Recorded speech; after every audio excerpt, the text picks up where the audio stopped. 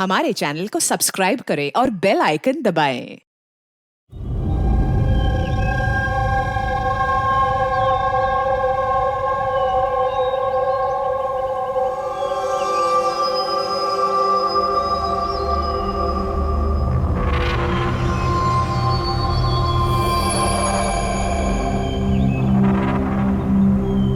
चलो फाइनली ये पल आ ही गया जब मैं आसमान में खुले पंछी की तरह उड़ पाऊं। यस, और तुम्हारी ये उड़ान मैं अपने कैमरा में कैप्चर करूंगी। लेकिन मिस्टर आजाद पंछी, कहीं आसमान में इतनी दूर मत उड़ जाना कि आसमान में गुम ही हो जाओ। डोंट वरी मैडम, वैसे भी अगर रोनी जी आसमान में गायब हो भी गए ना तो वापस तो जमीन भी आना पड़ेगा ना। उड़ान भरने से पहले ही आप नीचे आने की बात कर रहे हो। चलो, हो गई तैयारी? All the best.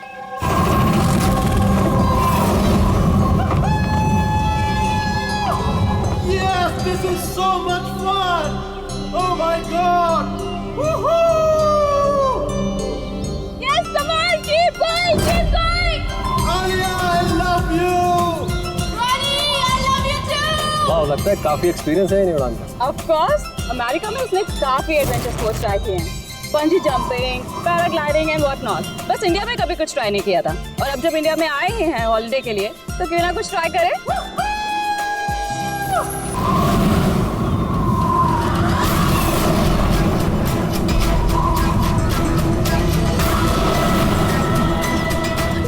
रोनी को कुछ हो गया। जॉन से कुछ हो गया, देखो।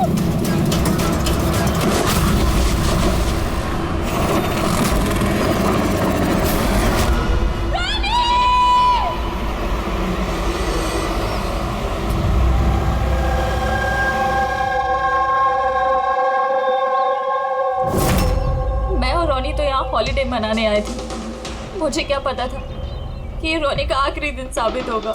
आलिया, हम जानते हैं ये घड़ी तुम्हारे लिए मुश्किल है, मगर प्लीज हिम्मत से काम लो। अब मैं न्यूयॉर्क जाके उसके डैड को क्या जवाब दूंगी कि मैं आई तो उसके साथ थी, लेकिन लौट अकेले रही हूँ। आपको किसी पे शक है? कौन मार सकता है रोनी को? सर, रोनी को कोई क्यों मारेगा? हम तो यहाँ किसी को जानते तक नहीं। कहीं ऐसा तो नहीं कि इसका कोई दुश्मन अमेरिका से इसका पीछा करते हुए यहाँ तक आ गया? नहीं सर, रोनी का कोई दुश्मन नहीं था। He was such a lively person, सब उसको पसंद करते थे।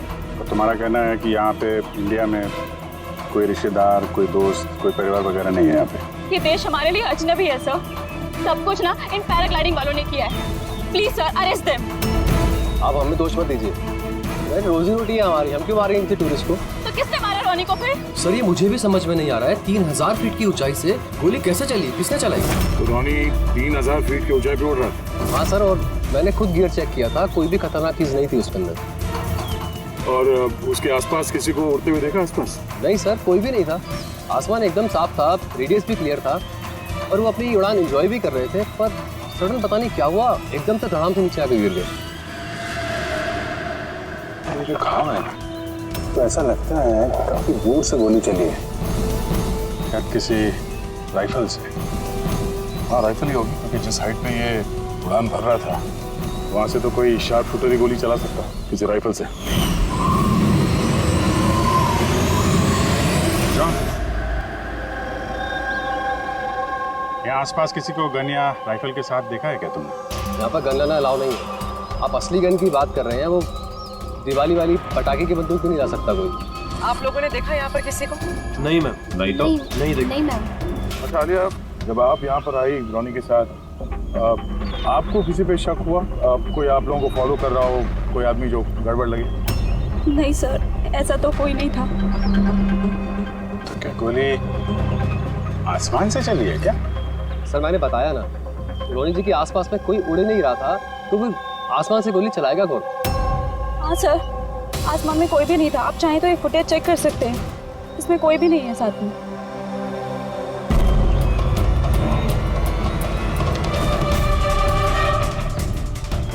फुटेज में तो रोनी के आसपास दूर दूर तक कोई दिख नहीं रहा। सर, जमीन से नीचे से ऊपर किसी ने गोली नहीं चलाई। ये कह रहे हैं कि जब वो ऊपर उड़ा था तो कोई उसके आसपास नहीं था, तो ऊपर से भी गोली नहीं चला सकता।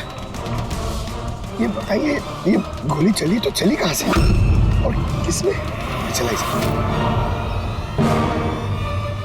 कमाल है यार, इसका कोई दुश्मन नहीं है तो फिर इसको मारने के लिए इतनी प्लानिंग कौन करेगा?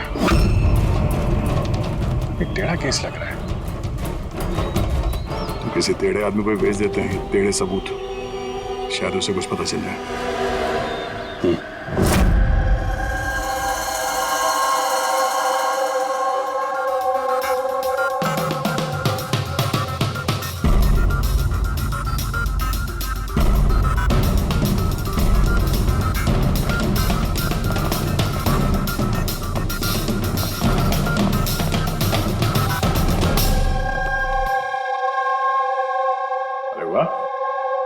आज आप दोनों जिस कदर काम में डूबे हुए हो, ऐसा लगता है कि बहुत सारे सुराग देके भेजने वाले हो हमें यहाँ से।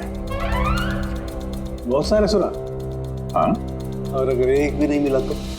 सीधे सीधे बता ना, कोई सबूत मिला ही नहीं है, कोई सुराग ही नहीं मिला तो सिर्फ उस गोली के बारे में कुछ पता नहीं चला? इतना पता चला है कि भाई ऊपर से किसी यूएफओ ने गोली चलाई हो। यार सालों के क्या बच्चों जैसे यूएफओ की बातें करते हो।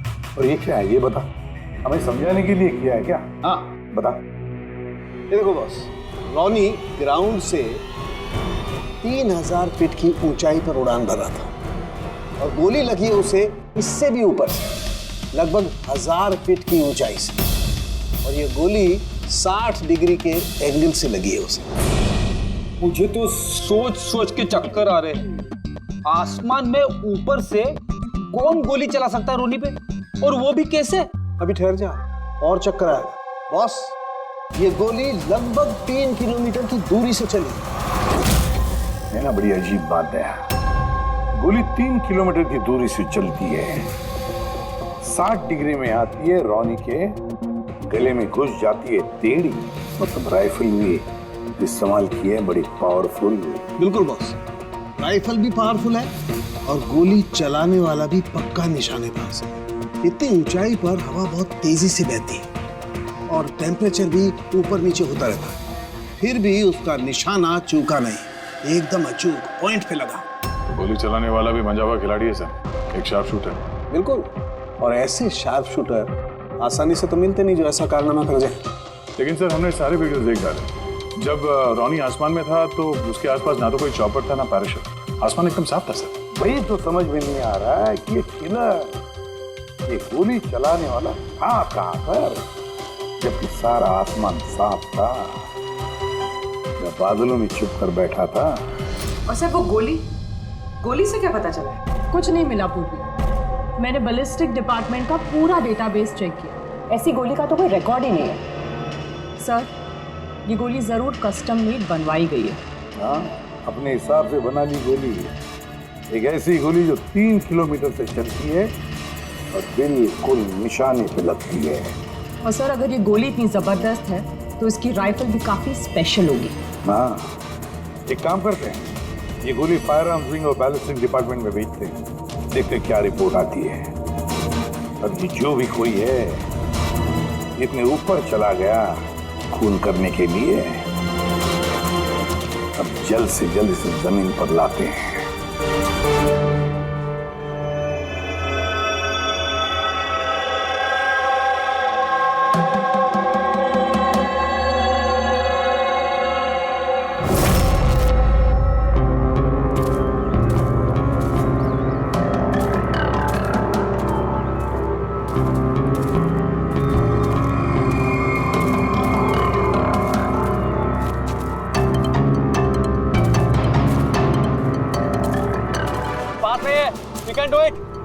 यार गुरु, अब और नहीं चढ़ सकता, बहुत थक चुका हूं मैं।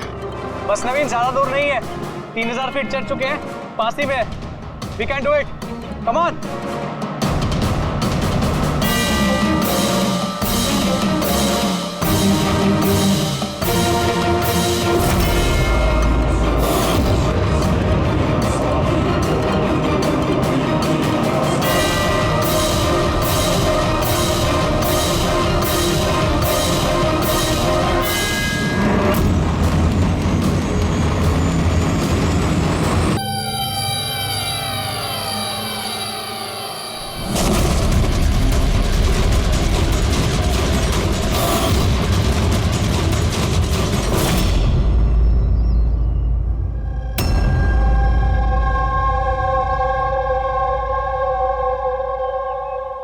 ऐसे लग रहा है जैसे रॉनी के मर्डर की फोटोकॉपी देख रहे हैं।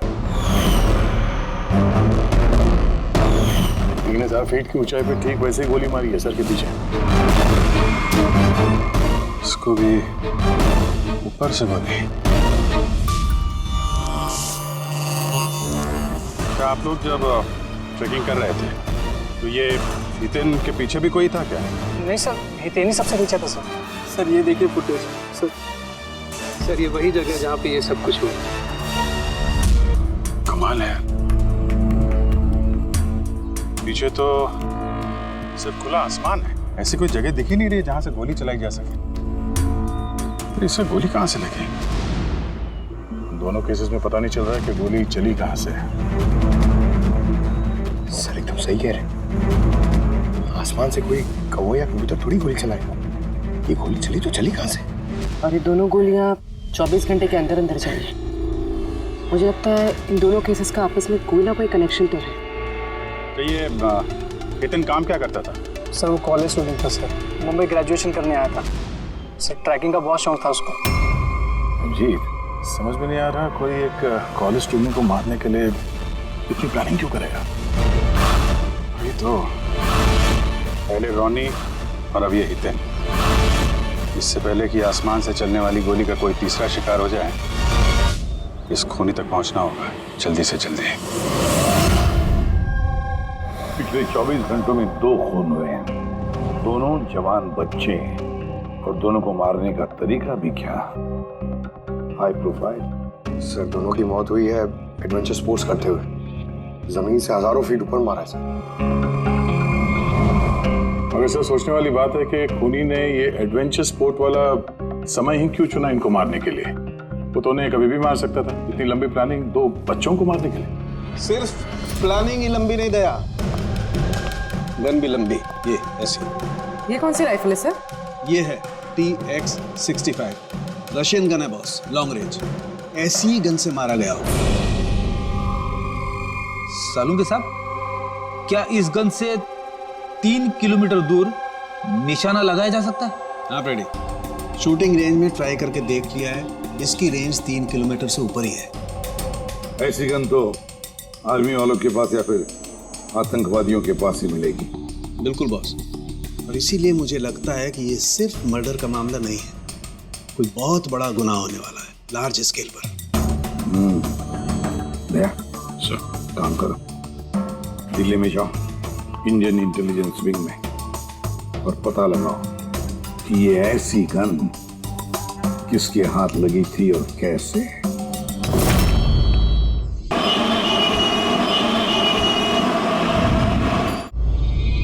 ये सारे खून इसी राइफल से हुए और आप लोग तो जानते हैं ऐसी हाई प्रोफाइल राइफल सबके हाथ में तो लग नहीं सकती। आप बिल्कुल सही कह रहे हैं सर। और गौर करने की बात तो ये है सर कि ये राइफल कोई खरीदना भी चाहे तो खरीद नहीं सकता। ये 1 या 2 पीस नहीं बिकती, पूरा का पूरा अलॉटमेंट होता है। तो पिछले कुछ सालों में जो आतंकवादी हमले हुए हैं उसमें ये इस तरह के राइफल इस्तेमाल हुए थे? जी हाँ। तो आपको किसी आतंकवादी गिरोह पे शक है? जी हाँ, अगर हमारा अंदाजा सही है तो हम जानते हैं कि इसके पीछे किसका हाथ है। कौन? इलवारे जिले में कुछ समय पहले हमारी आर्मी ने बहुत सारे हथियार जब्त किए थे। उन हथियारों में ये वाली राइफल भी। हाँ प्रताप सर, सारे आतंकवादी मारे गए, उनमें से एक आतंकवादी बचकर निकल गया और हमने उनके सारे हथियार जब्त कर लिए। Well done Pratap sir. और जो आतंकवादी भागकर गया है उसके बारे में सारे पोस्ट को अलर्ट कर दो। तो ये काम उस आतंकवादी का हो सकता है जो बचकर निकल गया था वहां से? जी हाँ, और हमारी इंफॉर्मेशन के मुताबिक ये आतंकवादी गिरोह जल्दी ही कुछ बड़ा करने वाला है। शायद ये उसी की शुरुआत हो। ये दोनों जुर्म कोई मामूली खून नहीं है, ये जरूर कोई बड़ी साजिश है, बड़ी साजिश, आतंकवादी हमले की साजिश। हाँ सर, और इस हमले को रोकने के लिए पहले इन आसमान से चलने वाली गोलियों का राज का पता लगाना पड़ेगा सर। और इस राज का पता करने के लिए हमें सबसे पहले ये पता करना पड़ेगा सर कि आतंकवादी रॉनी और हितेन जैसे आम आदमी की हत्या क्यों की। वैसे क्या कॉमन है इन दोनों खून में? सर दोनों मर्डर हवा में हुए, दोनों बार गोलियां ऊपर से चली, हाई प्रोफाइल राइफल से। किसी प्रोफेशनल शार्प शूटर का काम है सर ये। और सर इन दोनों केसेस में कोई वैंटेज पॉइंट नहीं है, कोई ऐसी जगह नहीं है जहां पे बैठ के खूनी इन दोनों पे गोली चला सकता है। वैंटेज पॉइंट, वैंटेज पॉइंट, कहीं यही तो वजह नहीं हो सकती है? तो आप कहना चाह रहे हैं सर कि खूनी के पास कोई जगह नहीं थी बैठ के गोली चलाने की, और उसे ये पक्का करना था कि उसका टारगेट छूटे ना, उससे कोई चूक ना हो, इसलिए वो इन दोनों पे प्रैक्टिस कर रहा था। Exactly Abhijit, exactly. वो निशानेबाजी की प्रैक्टिस कर रहा था। मतलब सर उसका असली टारगेट कोई और है? सर अगर कोई वैंटेज पॉइंट था ही नहीं तो फिर वो हवा में गोलियां कहां से चला रहा था? पंकज, तुम्हारे इस सवाल का जवाब तुम्हारे इस सवाल में ही है। ये बताओ कि हम, मेरा मतलब है इंसान हवा में कैसे उड़ता है बिना पंखों के? सर एरोप्लेन से या फिर हेलीकॉप्टर से। बस तुम्हारा जवाब मिल गया। लेकिन सर वहाँ क्राइम सीन पे ऊपर आसमान में कोई चॉपर तो उड़ नहीं रहा था, ना ही कोई केबल कार थी वहां पे। दया कुछ और होगा, कुछ और होगा। अभिजीत, मैप निकालो। वहां उस पैराग्लाइडिंग और माउंटेनियरिंग कैंप के आसपास देखो, मेरा मतलब ऐसा कुछ है क्या जहां से आदमी हवा में उड़ सके? जंगल है, और हाँ ये 2 हॉट एयर बैलून रेंजेस भी हैं। सर देखो जहां पर खून है उसके आसपास कितने रेडियस में है ये?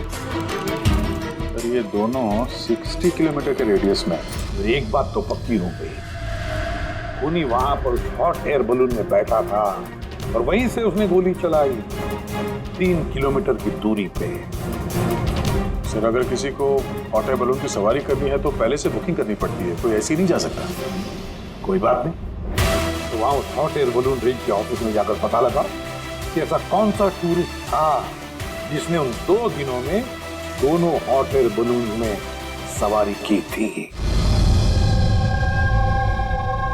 ये टोटल 12 लोगों की लिस्ट है जो उस दिन हॉट एयर बलून में बैठे थे। कुछ लोग अलग बैठे थे और कुछ लोग ग्रुप बना के बैठे थे। तुम्हें कुछ याद है कि इनमें से कितने लोगों के पास कोई सामान या कोई बैग्स थे? या फिर कोई बदमाश जैसा दिख रहा हो? नहीं, बदमाश तो कोई नहीं लग रहा था, लेकिन एक बूढ़ी आंटी थी जिन्होंने बैकपैक रखे हुए थे और वो चश्मा और टोपी भी लगाई हुई थी। हाँ, हम भी हैरान थे कि इस उम्र में ऐसी ट्रैवलिंग का जज्बा। और जब फोटोज खींची जा रही थी तो वो शर्मा रही थी और अपना मुंह छुपा रही थी। ये बुढ़ी आंटी शार्प शूटर सुनने में थोड़ा अजीब नहीं लग रहा है? हाँ सर, वहीं पायलट हुई थी। 25 फरवरी को कुल मिलाकर सर मैंने 6 लोगों को एयर बैलून की सवारी करवाई थी और 2 लोगों को दिनेश ने सर। अच्छा, तो उनमें से कोई गड़बड़ टाइप का आदमी लगा या जिसके पास कोई सामान वगैरह हो? सर ऐसा तो कोई नहीं था। हाँ, एक बुजुर्ग आदमी था, पता नहीं बात बात पर क्यों चिल्ला रहा था। शायद उसका मूड खराब था या खड़ूस था शायद। उसके हाथ में कुछ सामान था क्या? सामान तो नहीं था। हाँ, बैसाखी लेकर चल रहे थे। बैसाखी लेकर चल रहे थे? तुम लोग की हिम्मत कैसे हुई मेरी तस्वीर लेने की बिना मुझसे पूछे? जरा भी तमीज है कि नहीं है? उड़ाओ उसे, उड़ाओ।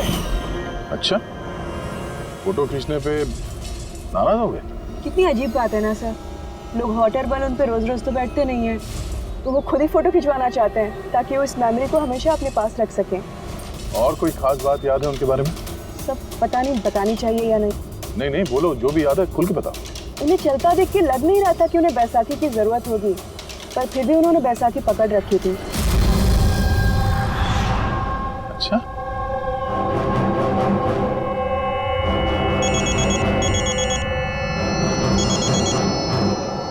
हाँ सर। अपूर्वी, कुछ मालूम पड़ा?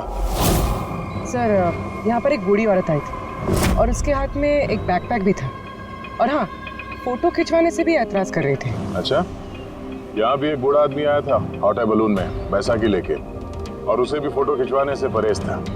सर कहीं ये बूढ़ा आदमी और ये बूढ़ी औरत एक ही इंसान तो नहीं है? एग्जैक्टली, वही शार्प शूटर। उसके बैग में और इसके बैसाखी में वो राइफल था जिससे ये खून हुआ है।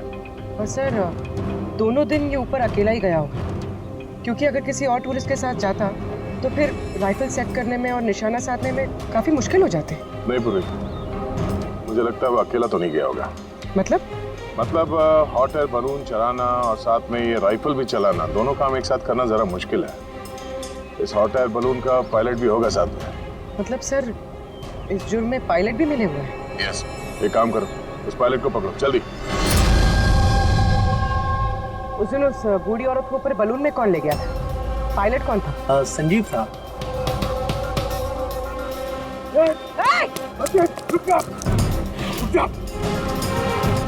ना तुम मुझे मार पाओगे और ना ही उसे।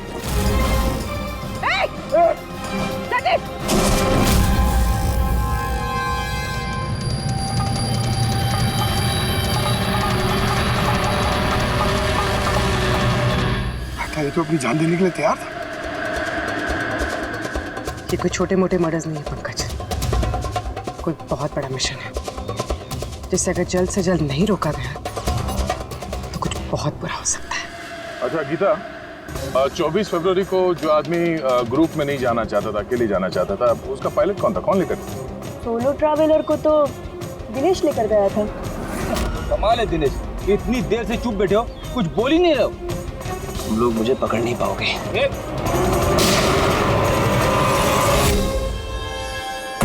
अभी यमराज तुझे अपॉइंटमेंट देने के मूड में नहीं है। जब तक हमारे सवालों का जवाब नहीं मिल जाता तुझे जिंदा रहना पड़ेगा। चल। मार लो, जितना मार सकते हो मार लो, मुझे कोई फर्क नहीं पड़ता। वैसे भी तुम्हारे इन कानून के कमजोर थप्पड़ों में इतनी ताकत नहीं है कि मेरे जुर्म की मजबूत हड्डियों को गला सके। मुझे तुम्हारे साथ जोर जबरदस्ती करना होता तो उसके लिए तो 2 मिनट का काम है हमारे लिए, पर बाद में ख्याल आता है तुम्हारे परिवार का, तुम्हारी बहन। अगले महीने उसकी शादी है ना, कैसा लगेगा उससे कि उसकी शादी हो रही है और शादी के वक्त उसका भाई इस दुनिया में नहीं है? हाँ? और तुम्हारी माँ हर महीने खर्चे के लिए पैसे भेजते हो ना, तुम्हारे जाने के बाद कौन ख्याल रखेगा उसका? कभी सोचा इसके बारे में? हाँ? नहीं? चलो, अब भी मौका है, सरकारी गवाह बन जाओ। वादा करते हैं तुम्हारे जेल जाने के बाद तुम्हारी माँ का ख्याल हम रखेंगे। सच? मतलब पूरा ख्याल रखोगे? पूरा ख्याल? हाँ, तुम्हारी माँ का पूरा ख्याल रखेंगे। तुम बस ये बताओ कि किसके लिए काम करते हो? तुम्हारा बॉस कौन है? बता दो, पक्का बता दो? हाँ बताओ। मैं जिसके लिए काम करता हूं ना, मेरा बॉस है सर, उसका नाम है एसीपी प्रद्युम्न।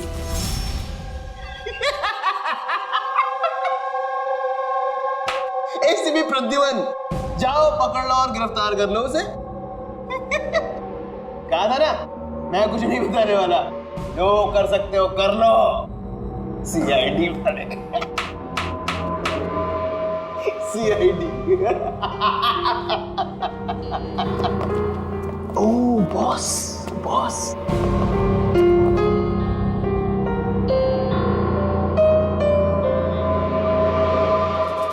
कोई बात नहीं, कुछ मत बताना। अब हम ना तुमसे कुछ पूछेंगे, कुछ बताने के लिए तुम पर जोर जबरदस्ती करेंगे, कुछ नहीं, सिर्फ एक करेंगे, हम तुम्हें सोने नहीं देंगे। सोने नहीं देंगे? वैसे भी मैं अगर जागता रहा तो मैं कुछ बताने नहीं वाला हूं आप लोगों को। कोई जरूरत नहीं, कुछ मत बताओ, पर सोने नहीं देंगे तुम्हें। ओके? यार दया, मैंने तो सुना है कि आदमी खाने पीने के बगैर तो काफी दिनों तक सरवाइव कर सकता है, लेकिन सोए भी नहीं। कितना तड़पेगा ये बेचारा, बड़ी बुरी मौत मरेगा। मुझसे तो देखा नहीं जाएगा।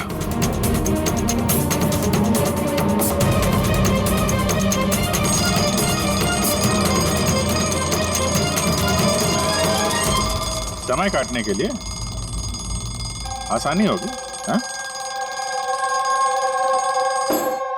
अपनी जिंदगी के आखिरी पल अपनी आंखों के आगे गुजरते हुए देखो, ठीक है? Thank you. सोने मत देना इसको।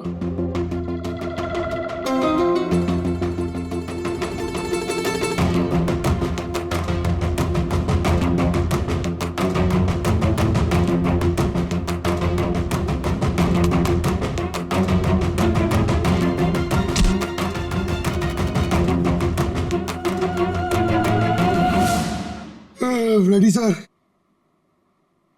अरे कहाँ हो यार?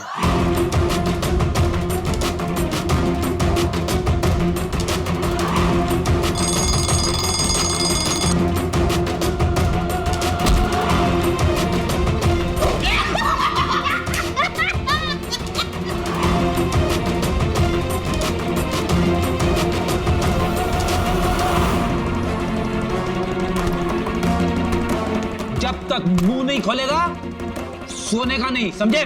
5 मिनट में नहीं, नहीं 1 मिनट, 1 मिनट तो सोने दो। 1 सेकंड, सोऊंगा नहीं, नहीं सोऊंगा बिल्कुल नहीं, बिल्कुल नहीं सोऊंगा।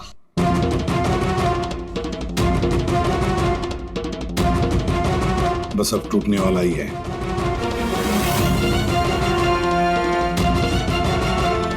सब बकना शुरू कर देगा अभी। बल्लू, बल्लू नहीं सोएगा तू?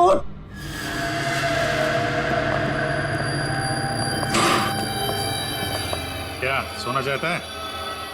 तो सोने देंगे ना भाई, क्या प्रॉब्लम है? चलो हम सोने देंगे तुम्हें। खाली ये बताओ कि तुम्हारे गिरोह का प्लान क्या है? हाँ बता दो।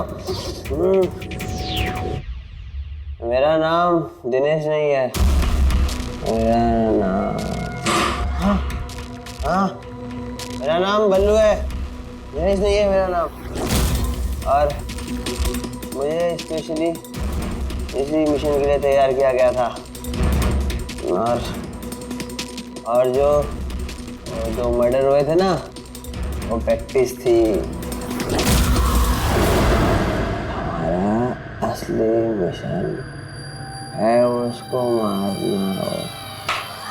और स्टीव, क्या नाम है उसका? Steve Mulder.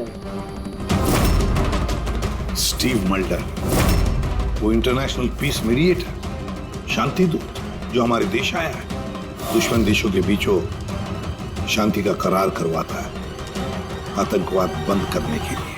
किसी भी हम नहीं चाहते कि आतंकवाद कभी रुके। और स्टीव मल्डर तो मरेगा, तुम लोग कुछ नहीं कर सकते। और तो कर भी लोगे ना, उसको बचा भी लिया ना, और स्टीव मल्डर को खत्म कर देंगे हम। हमारा जो शार्प शूटर है ना, एकदम रेडी। कहाँ मारने वाले और कब? बोल। वो जब कॉन्फ्रेंस में भाषण दे रहा होगा ना, वो सबसे सही वही सबसे सही समय, वही सबसे सही समय होगा, क्योंकि उस समय उसके आसपास सिक्योरिटी वाले नहीं होंगे। और जो कॉन्फ्रेंस है ना, ये बिल्डिंग की छत पे है, तो हॉट एयर बैलून पे हमारा शार्प शूटर जाएगा, वही गोली मारेगा। कॉन्फ्रेंस 1 घंटे में चालू होने वाला, अभी जल्द से जल्द पहुंचना होगा। अरे तुम लोग कितनी कोशिश कर लो, नहीं बचा पाओगे उसे। और हाँ, अगर तुम लोगों ने बचा भी दिया ना, तो हम दोबारा प्लान बनाएंगे, दोबारा मार देंगे। कौन मारेगा? कैसा दिखता है वो?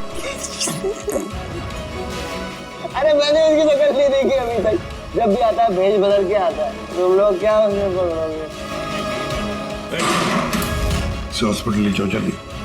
सर, क्या हम हॉट एयर बलून रुकवा नहीं सकते जब तक कि ये कॉन्फ्रेंस पूरी न हो जाए? नहीं फ्रेडी, ये हॉट एयर बलून हम नहीं रुकवाएंगे। अगर आज रोक दिए तो कल दूसरा प्लान करेंगे। आज का प्लान हमें पता है, हम आज ही भिड़ेंगे इनसे।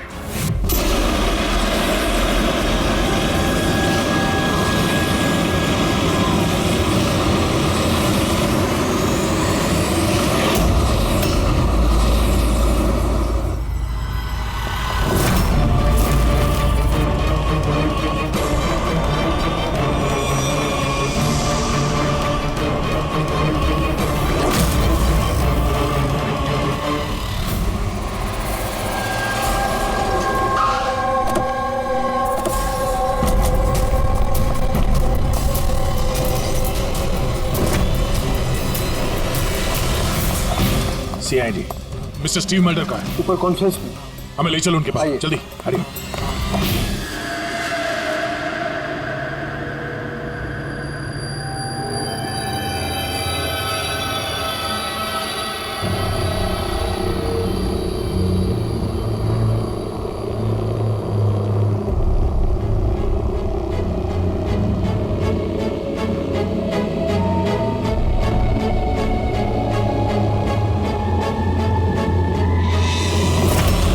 यहाँ पे 4 बलून है, 2 हवा में है और 2 रेडी हो रहे हैं उड़ने के लिए। मेरे सामने जो बलून है सर,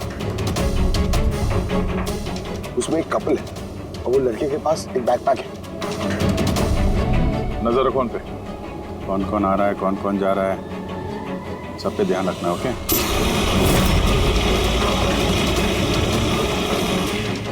सर, उनका बलून टेक ऑफ हो गया सर। हाँ,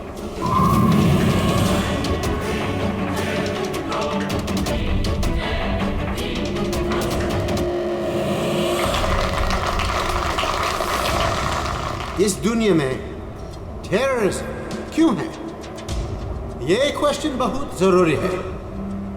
और ये टेररिज्म तभी स्टॉप हो सकते हैं जब सभी देश भाई भाई की तरह साथ रहें।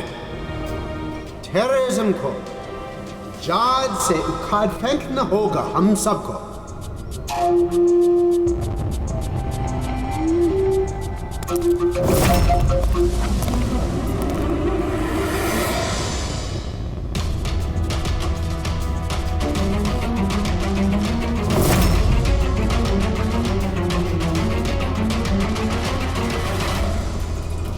दो म्यूजिशियन है, उड़ने की तैयारी में। उनके हाथ में गिटार के बैग है। अब ये बताना मुश्किल है कि अंदर गिटार है या गन।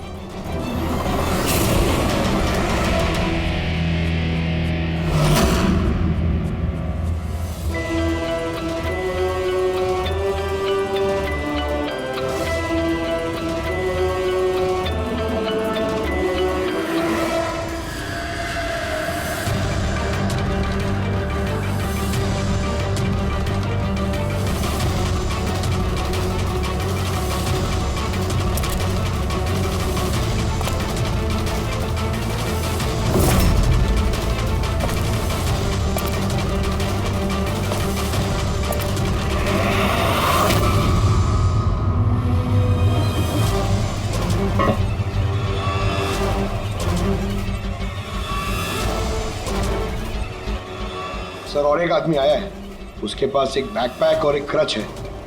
वेट करते हैं।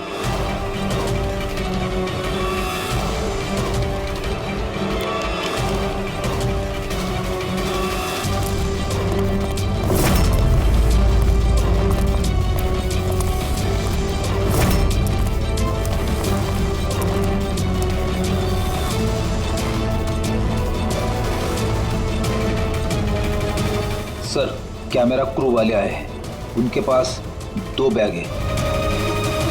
Camera crew?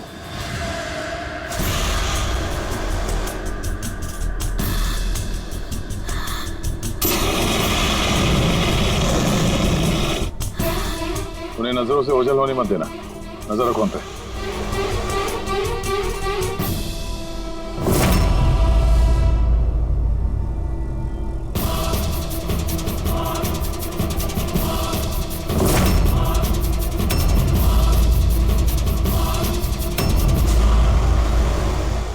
तो बहुत सारे बलून उड़ रहे हैं। सुसाइड बॉम्बिंग क्या है? कोई खुशी खुशी हो अपनी जान देने को कैसे रेडी हो सकते हैं? जिंदगी अनमोल। Oh no, We need to ये respect सारे बलून? life. और हर देश वो कौन सा बलून होगा जिसकी हमें तलाश है? लगता है भेष बदल के आया है। ये तो शक्ल से कुछ गड़बड़ लग रहा है।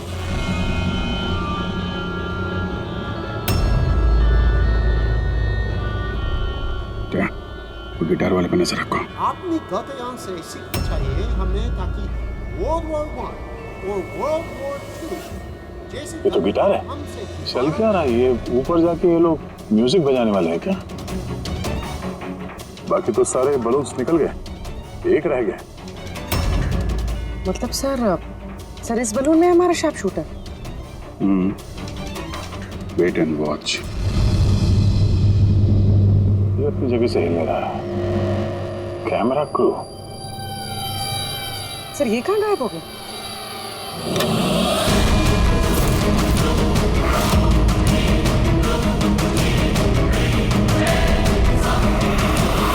सर इसके पास तो राइफल है, वैसे जैसे साड़ों के सर ने बताई थी।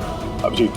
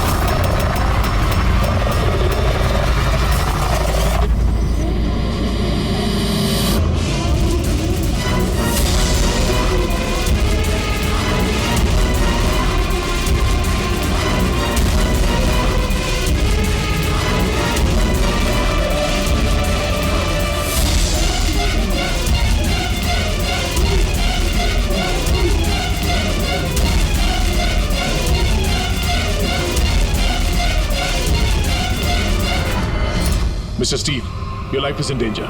आपकी जान को खतरा है। आप क्या करें? We have a plan. Thank you CID। अगर आप लोग आज सही वक्त पे नहीं आते, मैं जिंदा नहीं होता।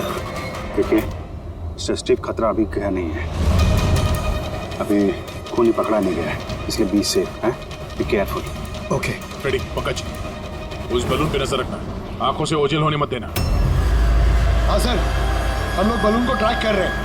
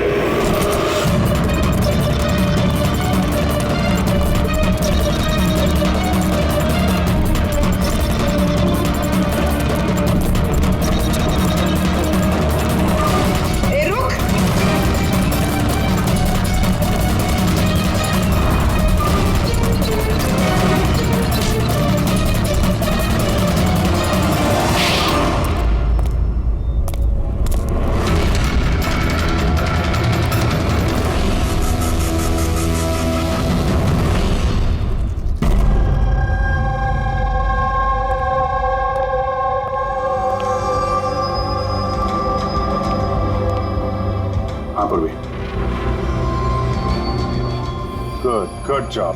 Congrats. पकड़ गया killer mister Abhijit? Yes, Mr. Steve, we got him. Yes. Well done. Well done. CID बरसों से इस देश की सेवा कर रहे हैं और आज एक बार फिर आपने एक खतरनाक टेररिस्ट को पकड़ लिया है। अभी वो पकड़ा गया है, बहुत जल्द हम उसके पूरे ग्रुप को पकड़ लेंगे। Mister Steve, we are very proud of you. आप जैसे लोगों की दुनिया को जरूरत है, जो आप जैसे साहसी हैं और नेक हो।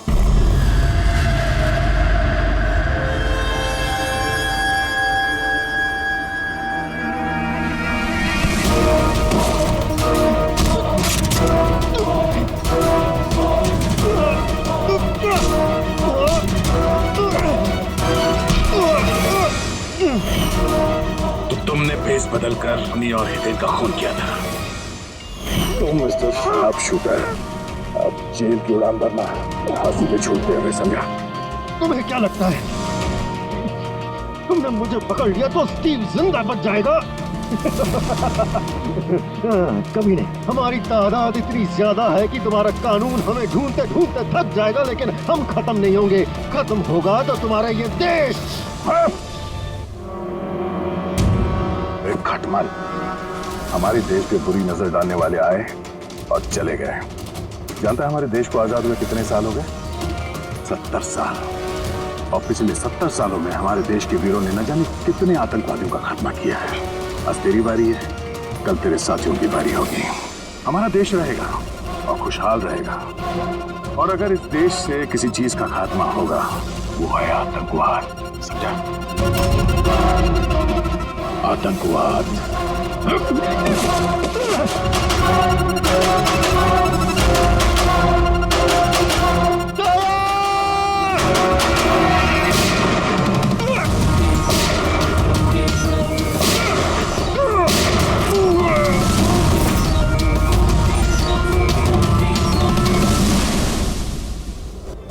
आतंकवादी पीठ पे ही गोली मारोगे, हम लोग यहाँ खाते गोली। यहाँ